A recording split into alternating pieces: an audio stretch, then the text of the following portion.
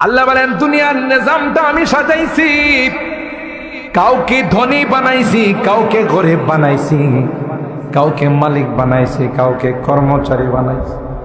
কেউ সিএনজি চালক, আবার কেউ সিএনজির প্যাসেঞ্জার, কেউ চালক, কেউ প্যাসেঞ্জার, কেউ অটো চালায়, কেউ আবার প্যাসেঞ্জার, কেউ দোকানের মালিক, কেউ দোকানের কর্মচারী, আবার কেউ কাস্টমার। আল্লাহ কয় নিজামটা সুন্দর করে আমি আল্লাহ সাজাইছি। সাইয়েদনা হযরতে, আপনাদের কষ্ট হইতেছে বেশি, সাইয়েদনা হযরতে আদম আলা নবিয়িনা আলাইহিস সালাম সমস্ত রূহগুলোকে যখন আল্লাহ রূহের জগতে একত্রিত করেছে, হাদিসের মধ্যে আসে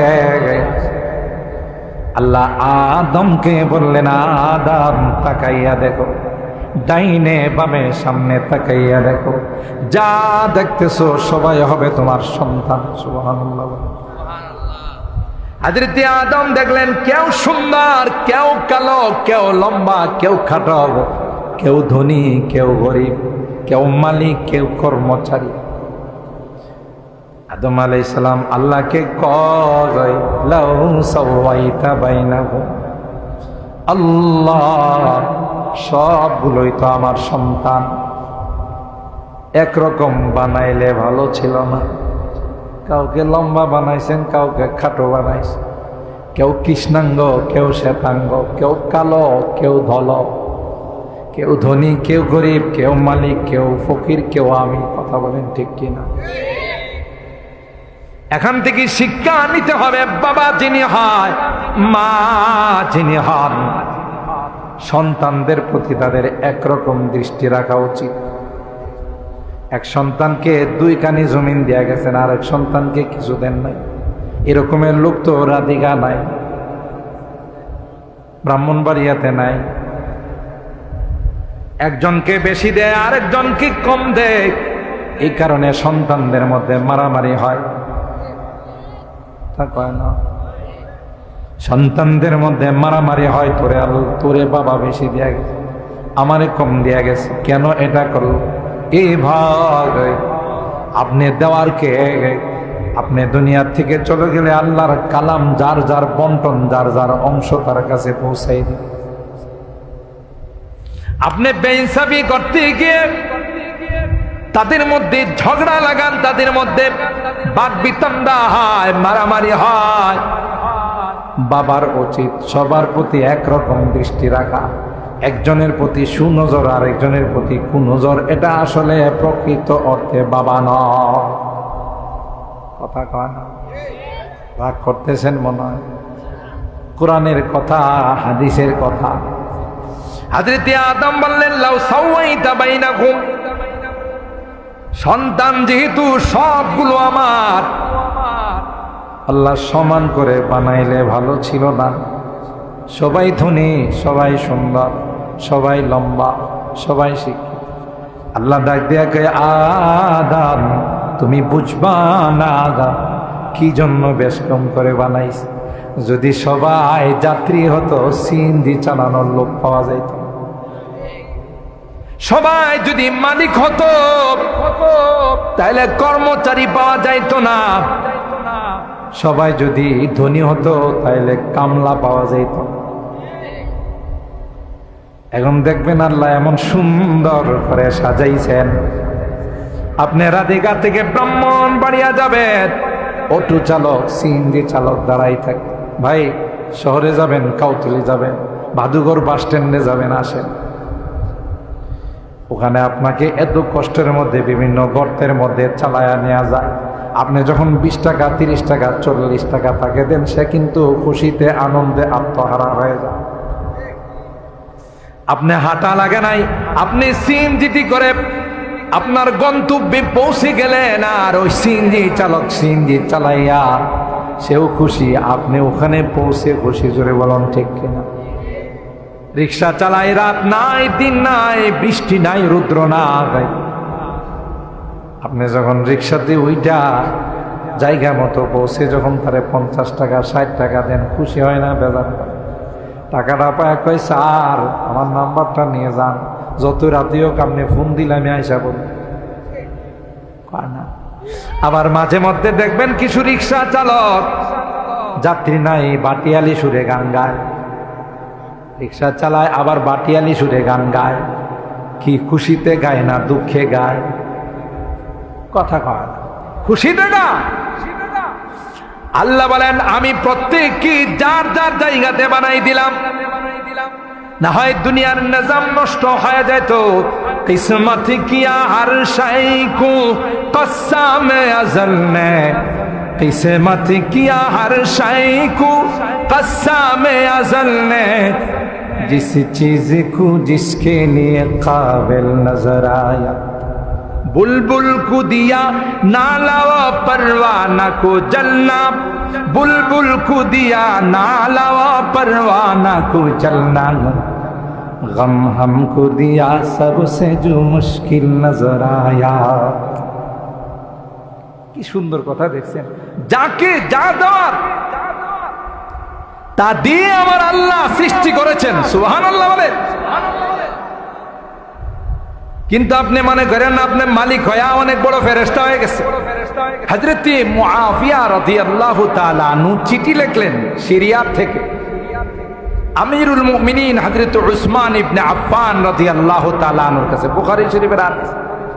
আপনারা মনে করেন না যে হুজুরের মধ্যে বসে গল্প করতেছে, এখন তো বিপদ। বুখারী শরীফের হাদিস না খুলো একদল কি করে জানেন, এটা সহিহ হাদিস না।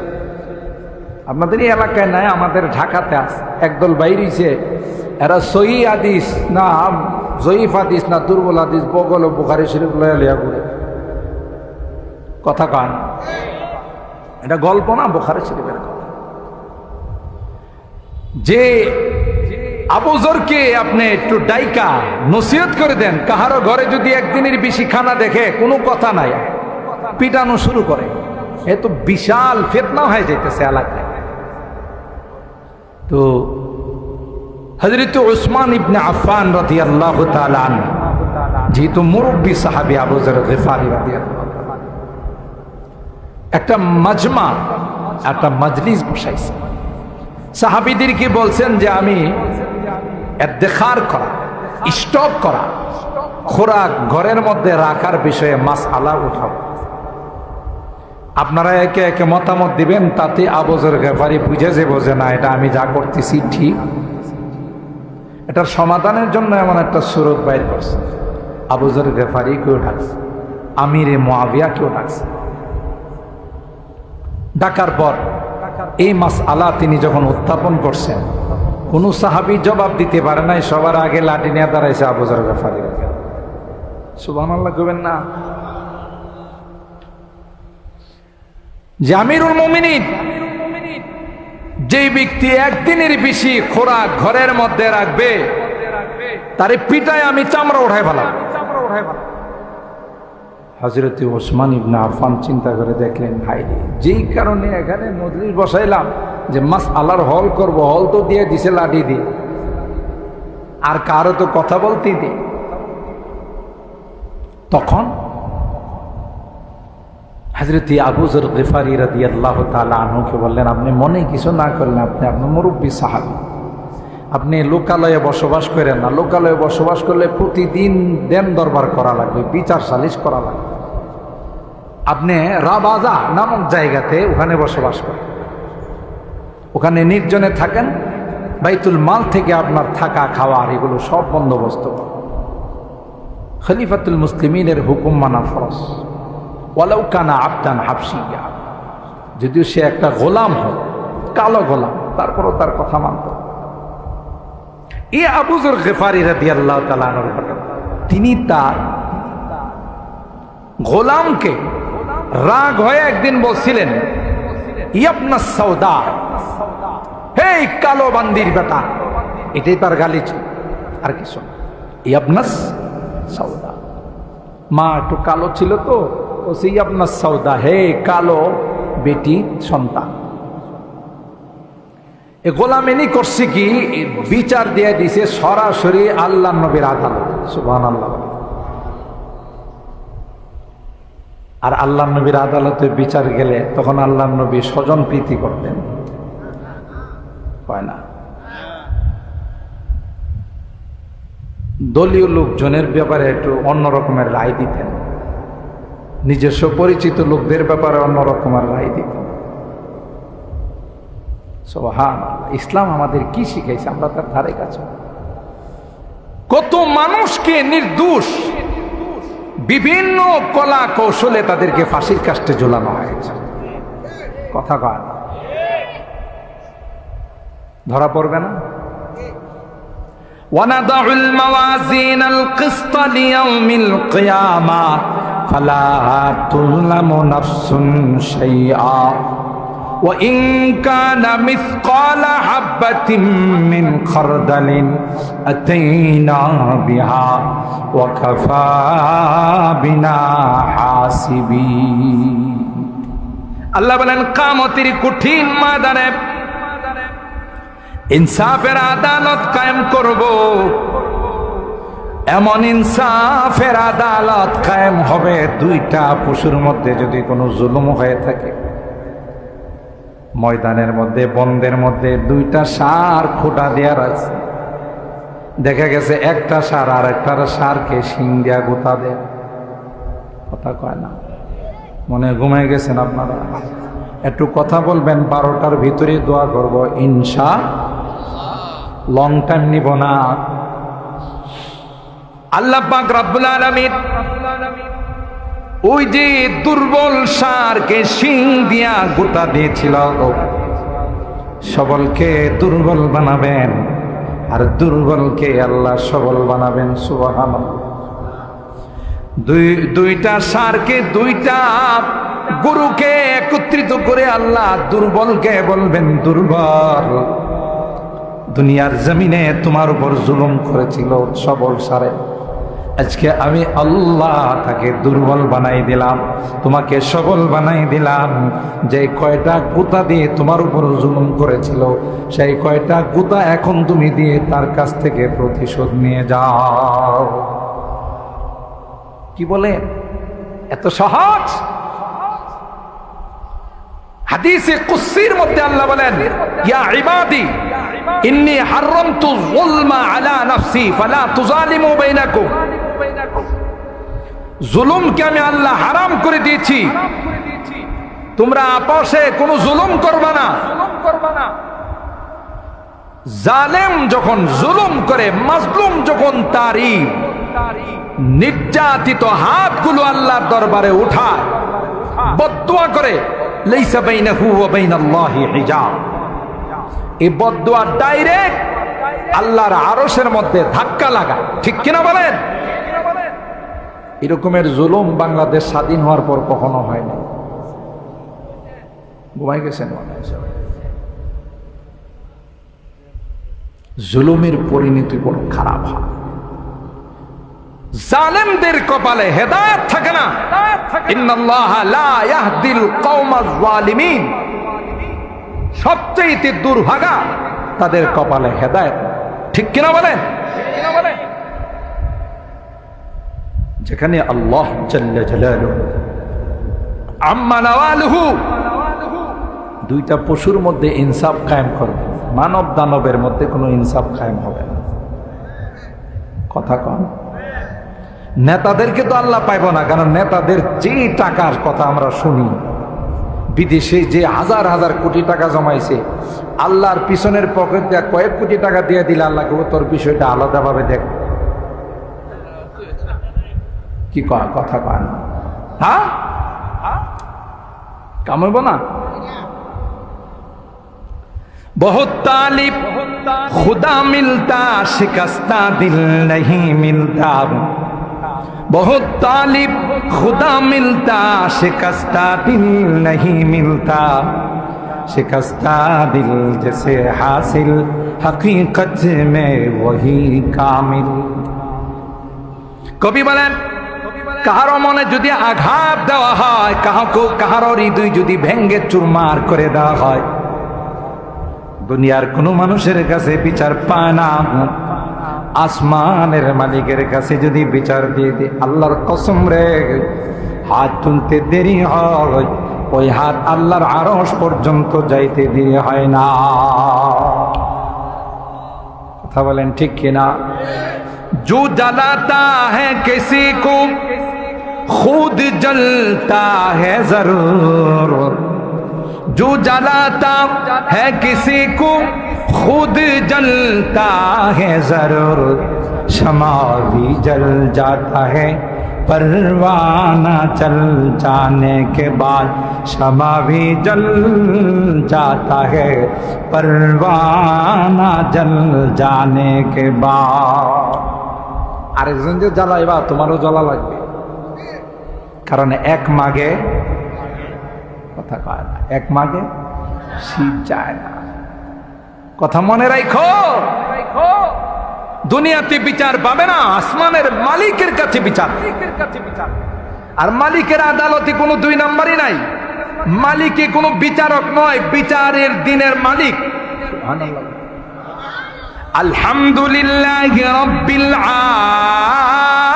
আলামিন আর রহমানির রহিম মালিকি ইয়াউমিদ্দিন। তিনি কিন্তু বিচারক নয়, প্রধান বিচারপতি দিকে নিয়ে সব বিচারপতিরে।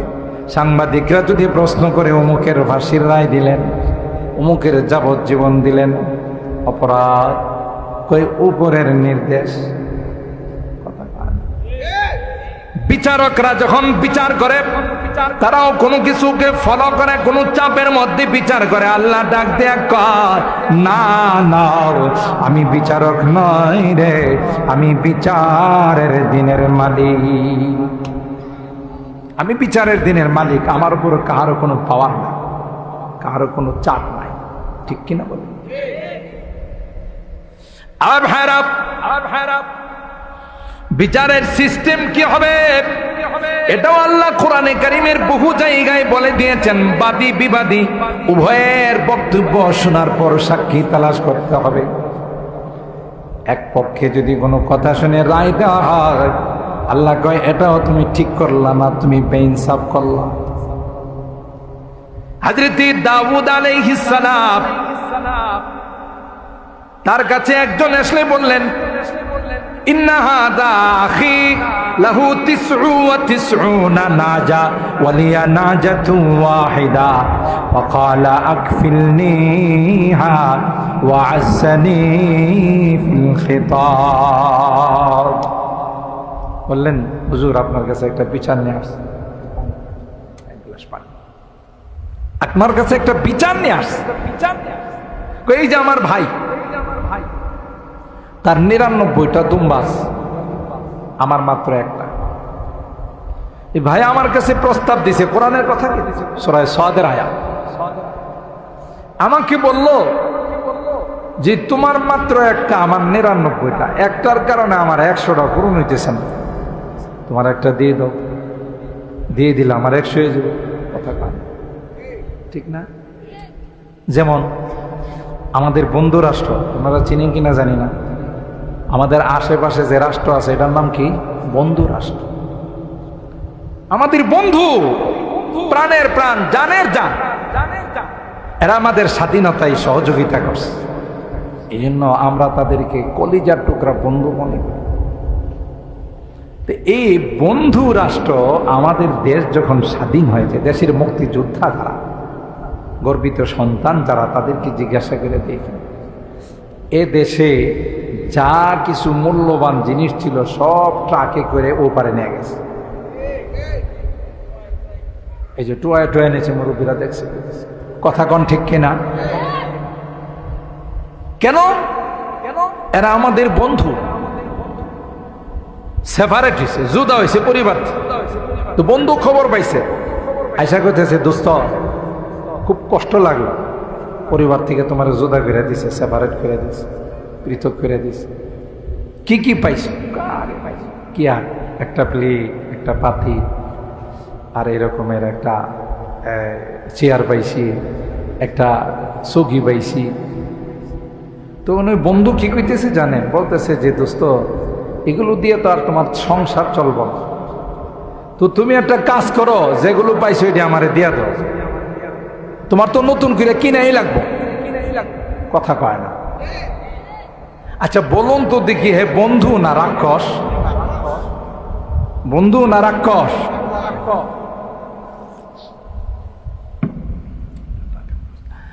তো হ্যাঁ, যদি প্রকৃত বন্ধু হতো তাইলে বলতো দোস্ত এমনি তো তোমার মন খারাপ, সেপারেট হয়ে গেছো, তোমার কি কি লাগবে বলো, আমি লিস্টি করে দাও, বাজার থেকে কিনে দিয়ে যাবো। কি বলে? এ যদি যা পাইছে হেডিও নিয়ে যা, এটা কি বন্ধু না রাক্ষস? তো আমাদের এই মার্কা বন্ধু হলো ইন্ডিয়া, যে ইন্ডিয়া আমাদের সব কিছু নিয়ে গেছে। এরপরও রাত্রের আধারে বেড়িবাঁধ খুলে দিয়ে আখাউড়ার মানুষ, ফেনীর মানুষ, নোয়াখালীর মানুষ কি পানিতে ডুবায় মারার ষড়যন্ত্র করছে। এটা হলো বন্ধু। প্রতিদিন বর্ডারে কয়েকজনকে হত্যা না করলে, 10-15 জন হত্যা না করলে বন্ধুর মনে শান্তি লাগে না। কথা কয় না। বেশি পণ্ডিতি করা ভালো নয়। কোরআনে আল্লাহ বলেন মুসলমানদের বন্ধু কোনো অমুসলিম হতে পারে না। কোরআনের কথা সত্য না আপনার কথা সত্য?